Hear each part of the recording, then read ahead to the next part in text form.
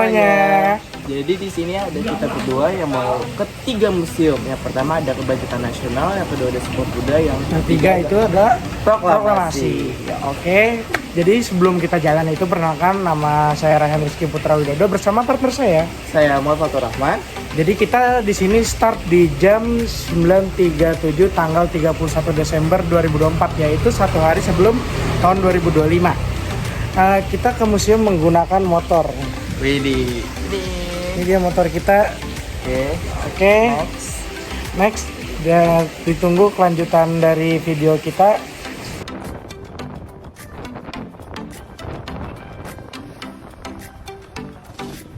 Oke, jadi kita udah sampai di Museum Sumpah Pemuda yang berada di Jalan Keramat Jaya, ya, itu Senen di Jakarta Pusat. Langsung aja yuk kita masuk.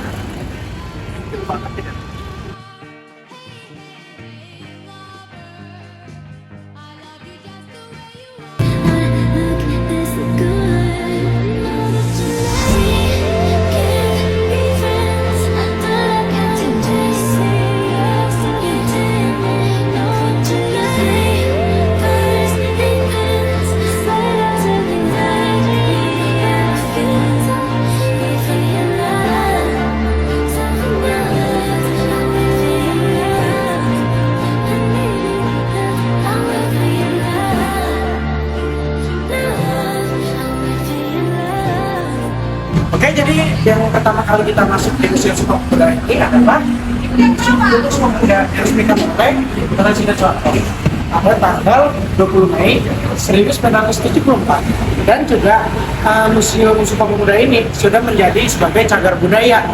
Jadi dikembangkan lagi oleh Hilmar Farid pada tanggal 28 Oktober 2021 sebagai ahli warisnya itu adalah Singkong dia. Nah, nggak cuma itu, di depan sini juga ada 2 patung yang pertama, tokoh utama dari Sumpah Pemuda, yaitu Muhammad Yamin sebagai sekretaris panitia Kongres Pemuda kedua, dan juga Sugondo Jojo Puspito sebagai ketua panitia Kongres Pemuda kedua. Dan setelah kita masuk, nanti di sebelah kanan terdapat peta, yaitu apa yang tahu petanya. Kemudian ada sebuah kawasan kemudian juga ada yang saat ini menjadi wilayah kota Madia, Jakarta Pusat. Di sebelah sini ada timeline perjalanan Sumpah Pemuda dari tahun 1908 sampai tahun 1959.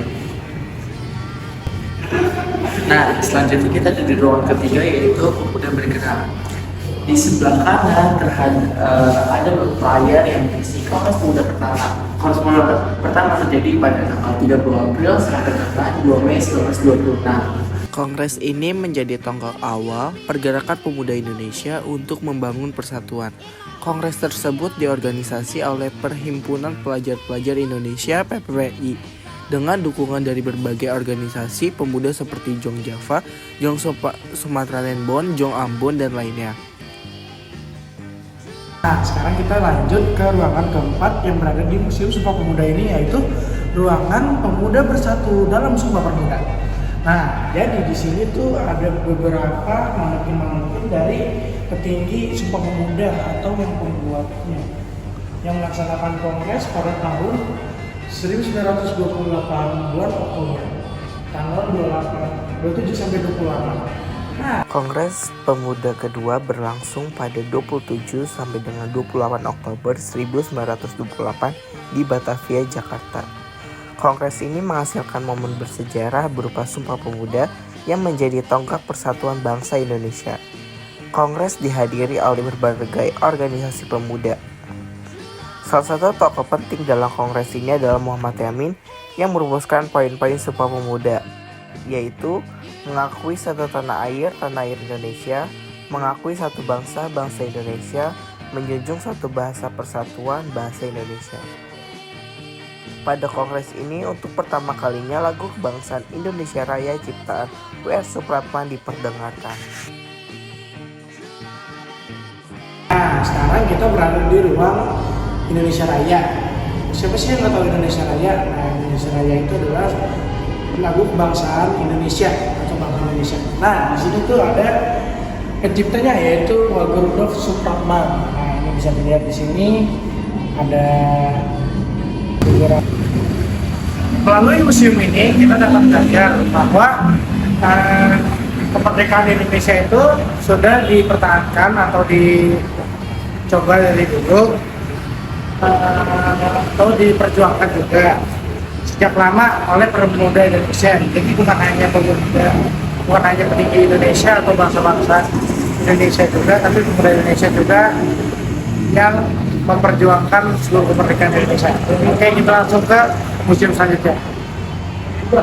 Nah guys, sekarang kita udah ada di museum kedua, yaitu Kebangkitan Nasional yang bertempat di dekat RS Gatot Subroto. Ya, masih Jakarta Pusat juga, sekitaran daerah Senen juga. Tapi ini udah masuk ke pertengahan. Oke, daripada lama-lama, yuk kita masuk ke.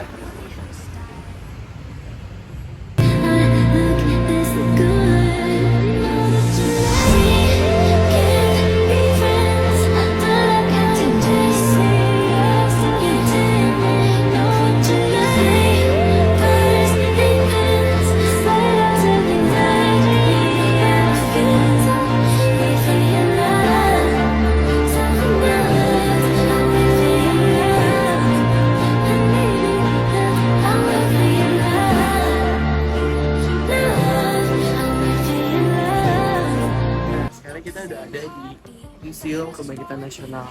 Oke, kita masuk ke Stafia, sejarah gedung Stafia. Museum Kebangkitan Nasional yang berlokasi di Jakarta. Museum ini terletak di bekas gedung Stafia. Stafia itu sekolah kedokteran untuk pribumi yang menjadi tempat lahirnya organisasi Budi Utomo pada 20 Mei 1908. Gedung ini awalnya digunakan sebagai sekolah kedokteran Stafia sejak tahun 1902. Stafia melahirkan banyak tokoh nasional seperti D.R. Wahidin, Sodiri Husodo, Sutomo, dan Cipto Mangunkusumo. Budi Utomo lahir di sini menjadi awal gerakan nasionalisme Indonesia. Oke, selanjutnya kita ke ruang memorial Budi Utomo. Ruang memorial Budi Utomo. Ruang memorial Budi Utomo menjadi saksi dari peristiwa terbentuknya organisasi Budi Utomo pada 20 Mei 1908. Organisasi ini didirikan oleh mahasiswa Stafia yang dipimpin oleh D.R. Sutomo dan didukung oleh tokoh seperti D.R. Wahidin Sudirohusodo. Budi Utomo bertujuan untuk meningkatkan pendidikan, kebudayaan, dan kesejahteraan rakyat Indonesia, khususnya masyarakat Jawa dan Madura. Di ruangan ini terdapat diorama yang menggambarkan situasi pada saat rapat pendirian Budi Utomo di Stafia.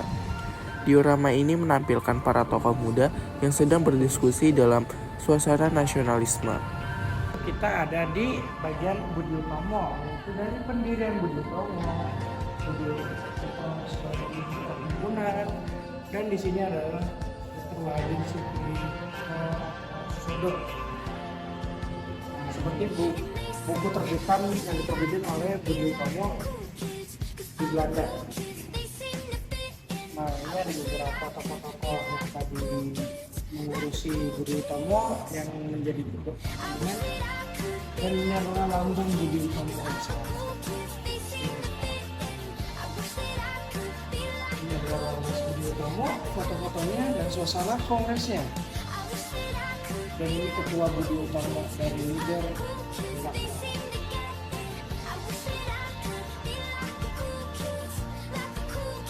Nah, kita selanjutnya ada di ruangan Indonesia Kaya. Yang kalian tahu itu Indonesia Kaya akan rempah-rempahnya. Nah, di sini adalah jalur dari penjajah untuk mendapatkan rempah-rempah ke Indonesia. Dari Nusantara hingga ke Hindia Belanda. Dan ini juga ada beberapa rempah-rempah kebetulan yang sangat diburu oleh penjajah-penjajah kita. Ini dia rutenya.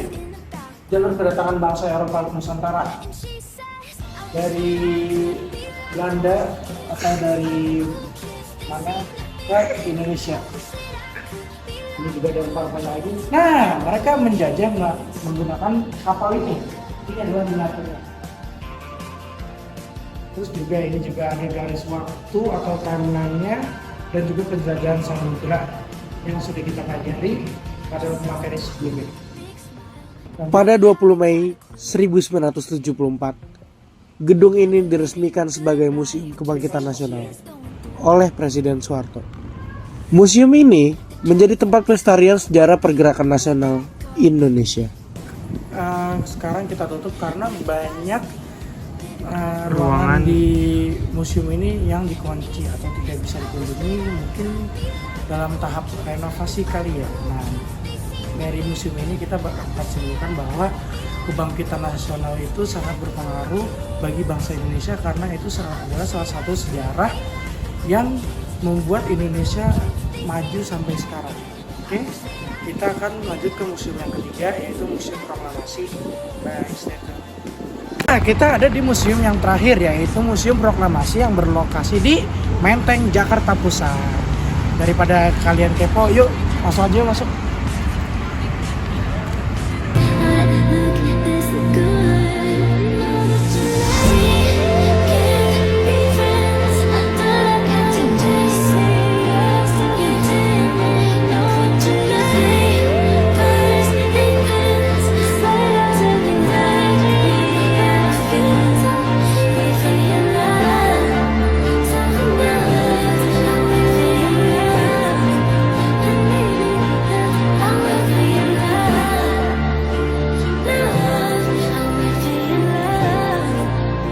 Jadi kita sekarang berada di namanya ruang pra-perumusan proklamasi, yaitu yang pertama itu adalah pertemuan dengan Maeda atau laksamana Maeda yang berasal dari Jepang.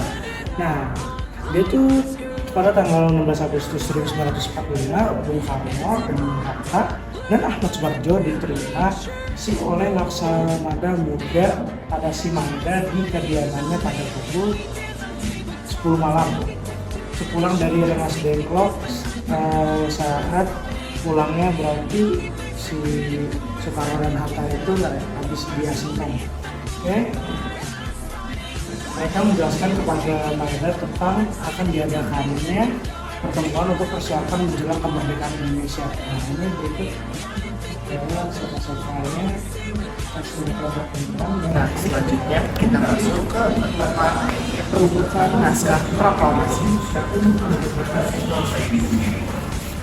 Perumusan naskah proklamasi berjudul ini sekitar pukul 03 sampai dengan tanggal 17 Agustus 1945, Bung Karno, Bung Hatta, dan Ahmad Subarjo memasuki ruang makan.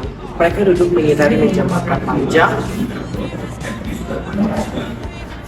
Bung Karno mulai mempersiapkan draft naskah proklamasi, sedangkan Bung Hatta dan Ahmad Subarjo menyumbangkan pikirannya secara lisan.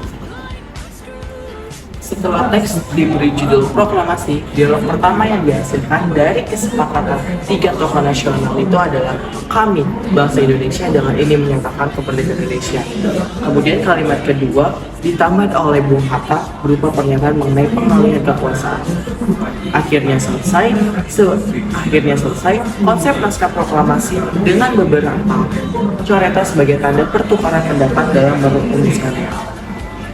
Meja panjang dan kursi yang digunakan perumusan proklamasi.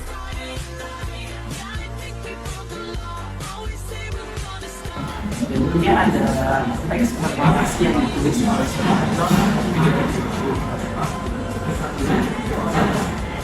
Di ruangan yang ketiga ini adalah menghentikan dan penandatanganan naskah proklamasi. Nah, bisa kita lihat di sini tuh ada simulasinya setelah konsep naskah proklamasi yang disusun oleh Bung Karno, Bung Hatta, dan Ahmad Subarjo disetujui oleh hadirin, Bung Karno meminta agar Sayuti Malik mengetik naskah proklamasi tersebut. Sayuti Malik mengetik naskah proklamasi di ruang bawah dekat dapur dengan ditemani oleh Ganja. Jadi ya, ini adalah yang paling untuk berarti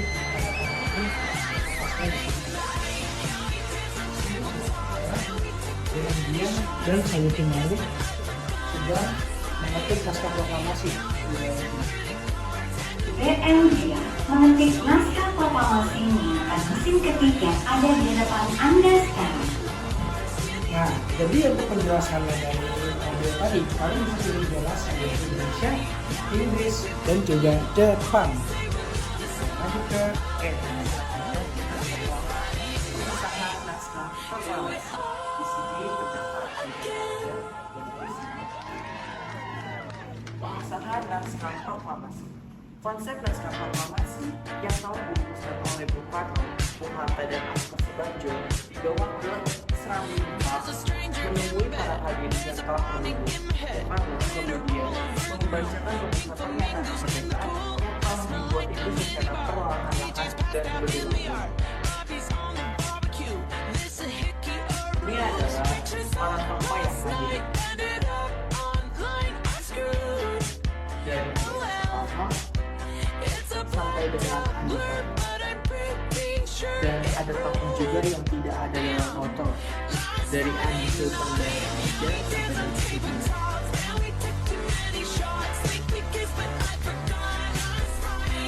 ini adalah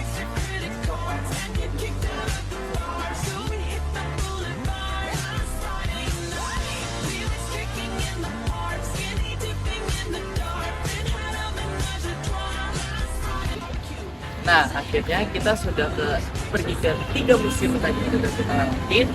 Dan juga ini makna dari museum proklamasi ini yang sudah kita dapetin terakhir ini adalah kita bakal tahu cara atau pengesahan proklamasi itu dan juga teks proklamasi serta cara pengertikannya, terus cara penyampaiannya juga. Nah, begitu perjalanan kita setelah 3 museum tadi, yaitu dari museum pertama yaitu Sumpah Pemuda, yang kedua itu ada Kebangkitan Nasional, dan yang ketiga ini adalah proklamasi.